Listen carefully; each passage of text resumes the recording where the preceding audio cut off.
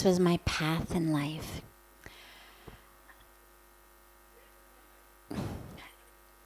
It's an easy and it's a hard question both.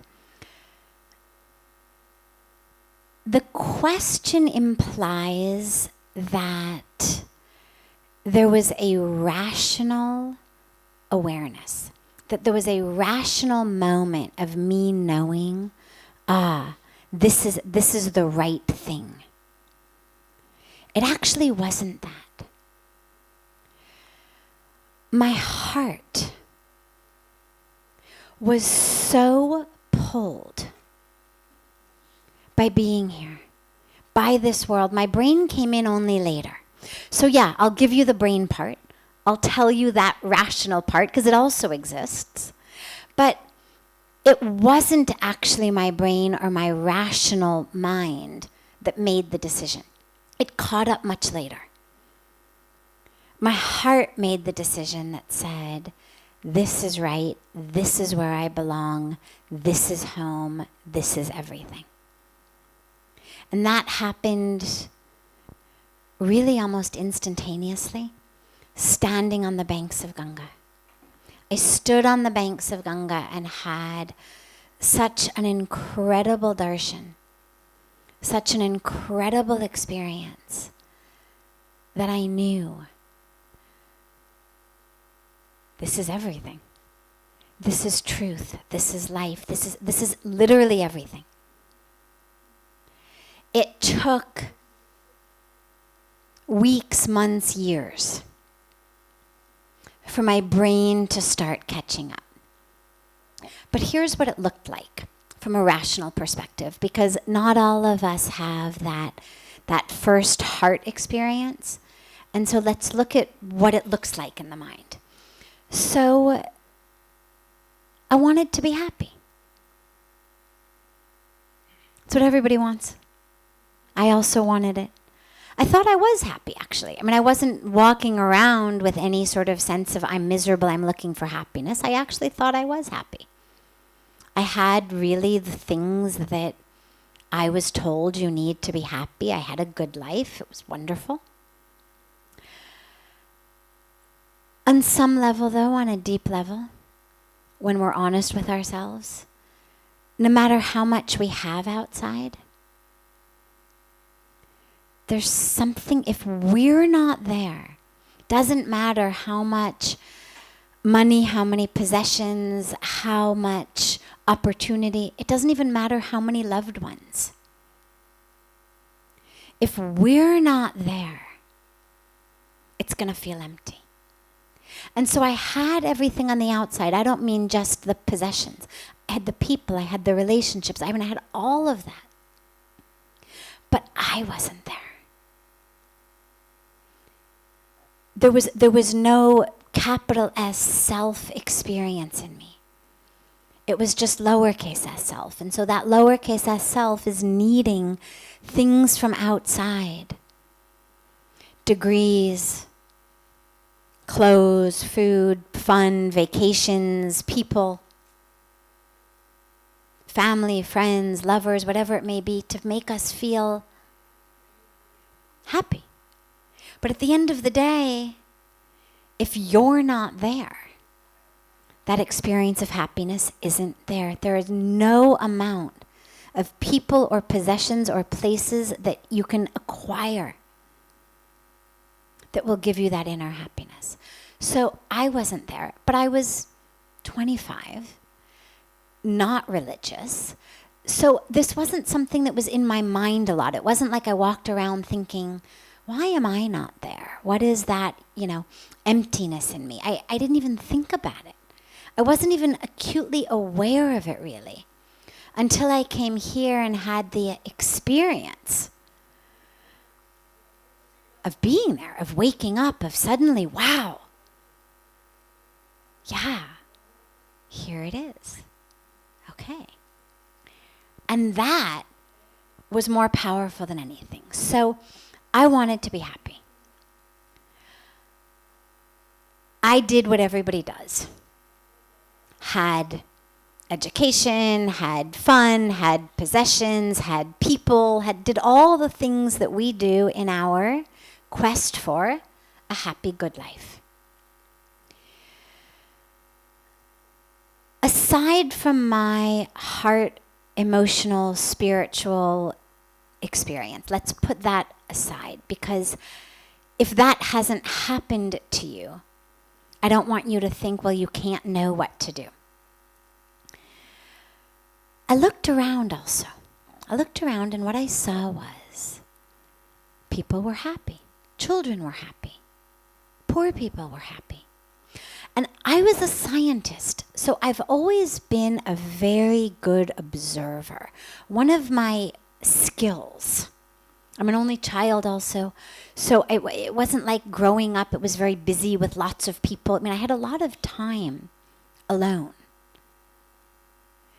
which really gave me an ability to watch, to notice. I've always been an observer. And then a thinker about what I've observed in other people, in the world, in myself. I notice things in myself. I think about them. And I looked around, and what I noticed were the people I saw were happy. Now, they had nothing. They were super poor. These kids didn't have shoes.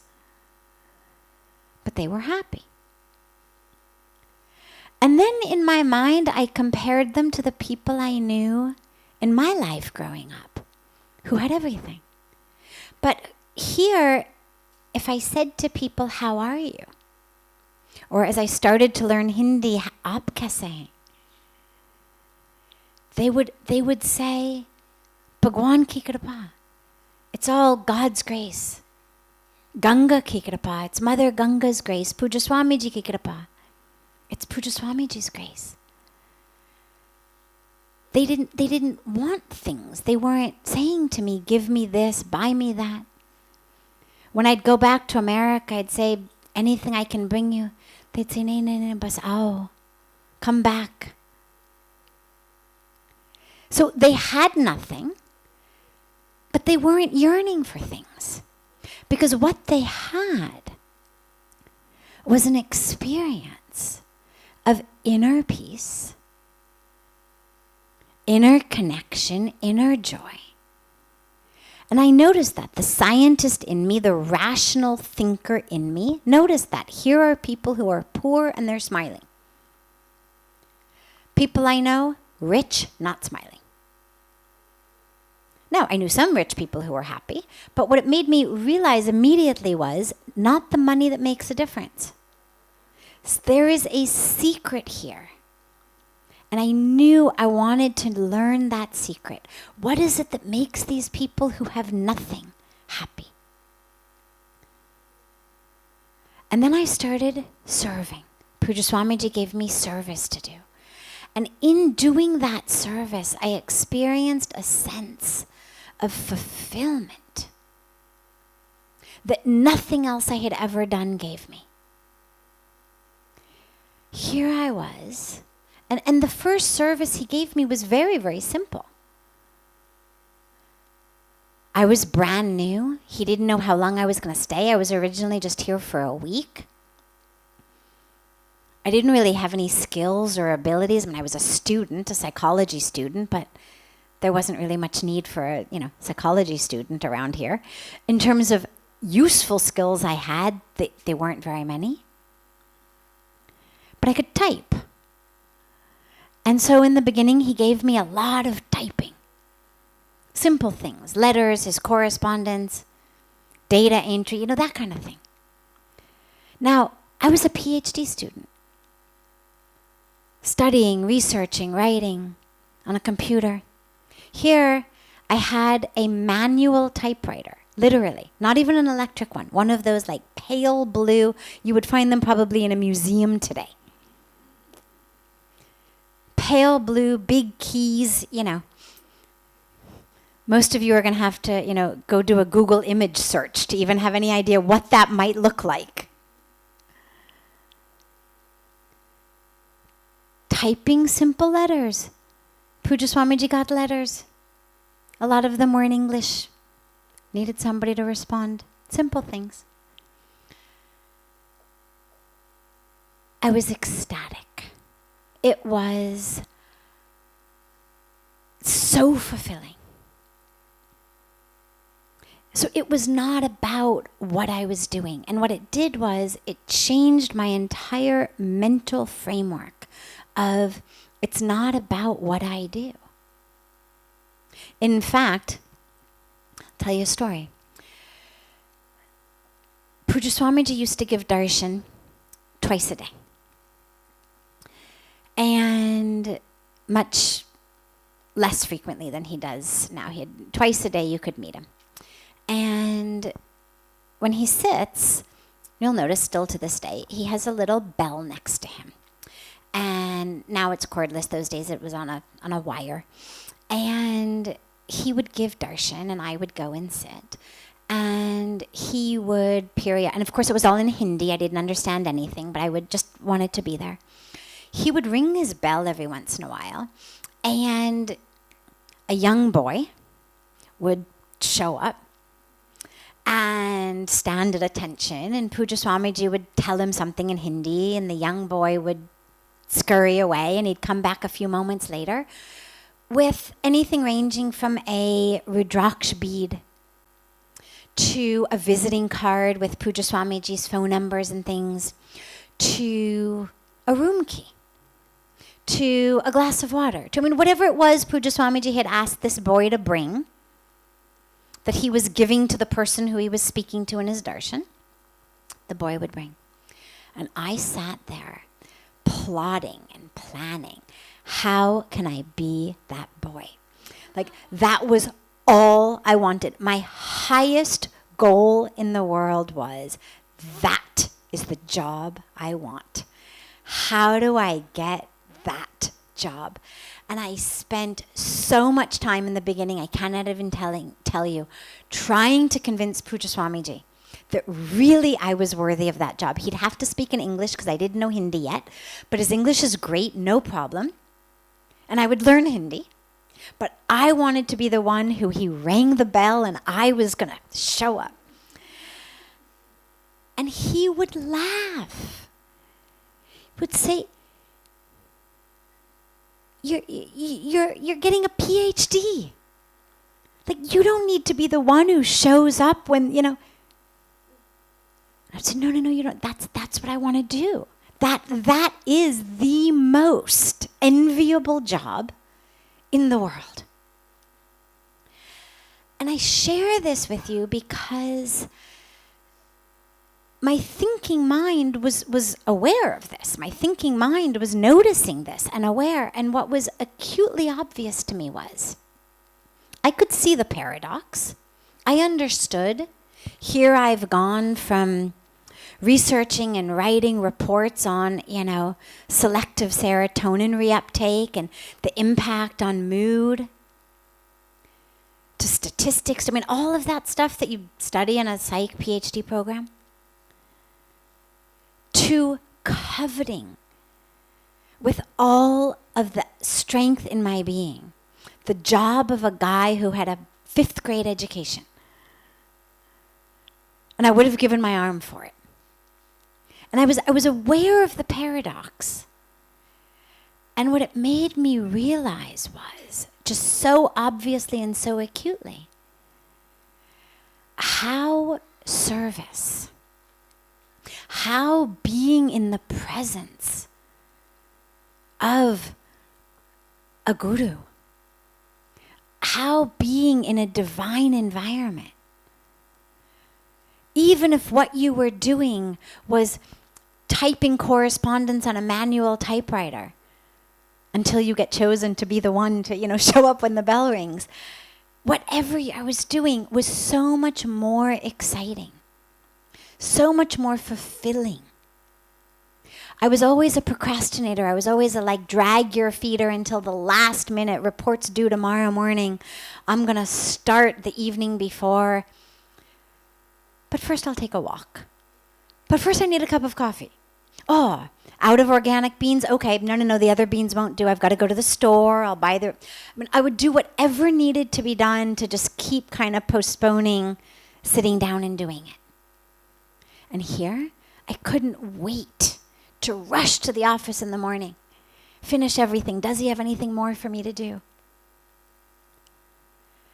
And what my mind knew was, there is something here that is way more fulfilling, even though it makes no logistic sense to anything I had ever learned.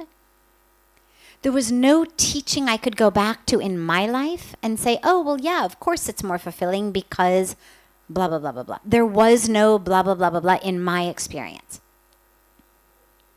There was nothing in my life I could turn to and say, well, of course it's fulfilling because it's seva. I didn't come from that background. Of course it's fulfilling because it's in the presence of the Guru. I didn't come from that background. Nobody had said to me, oh, you want to be really fulfilled in life? Serve. You want to be really, really, really fulfilled in life? Serve in the presence of your Guru. Serve your Guru. You want to be really, really, really, really, really, really fulfilled? Serve in the presence of your Guru in a holy place.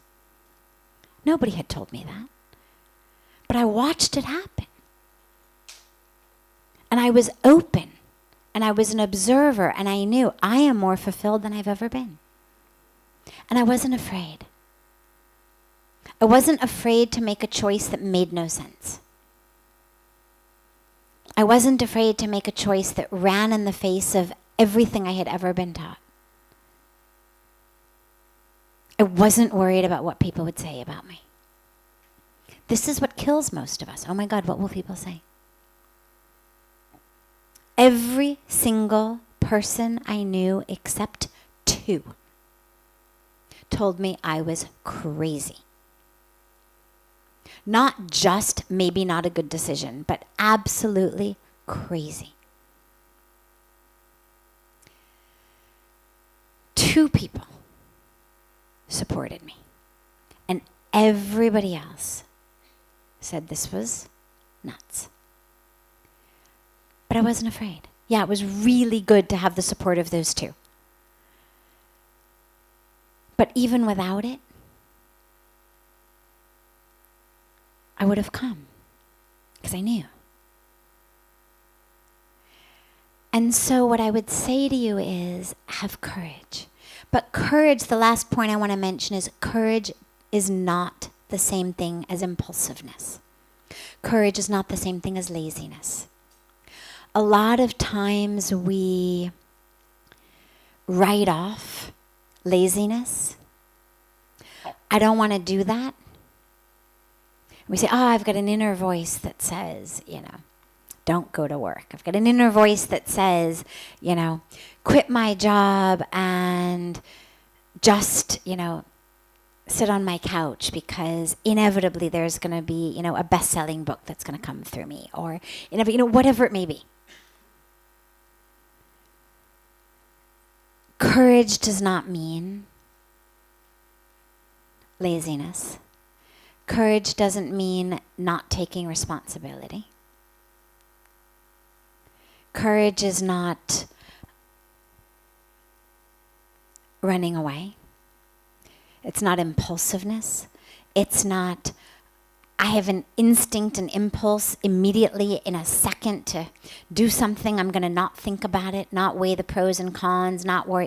I'm just going to do it. That's not what I mean. This was not impulsive. This was a decision that even though my heart had made it in the first 30 seconds, it was months and months and months before I made the logistic transition. So have courage.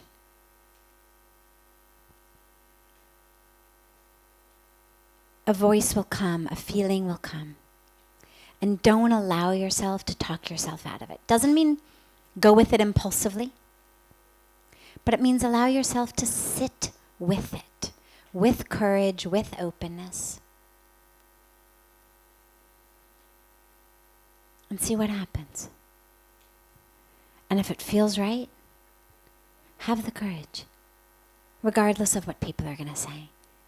At the end of the day, you are the only one who can bring your own sleep. You are the only one who determines your own heart rate, your own blood pressure, your own mind.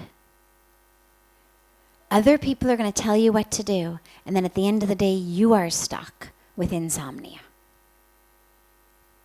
You are stuck with a mind that won't stop. You are stuck with a heart that won't stop racing. People like to tell you what to do and then go their own way. Realize you're the one you're answering to. And have courage to make decisions that enable you to fall asleep at night. That enable you to get up in the day full of gratitude. Not gratitude for the fact that, I don't have to have a day job. Gratitude for the day job.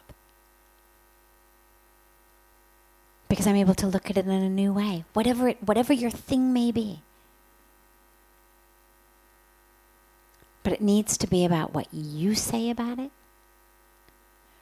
Not allowing yourself to worry about what the neighbors are going to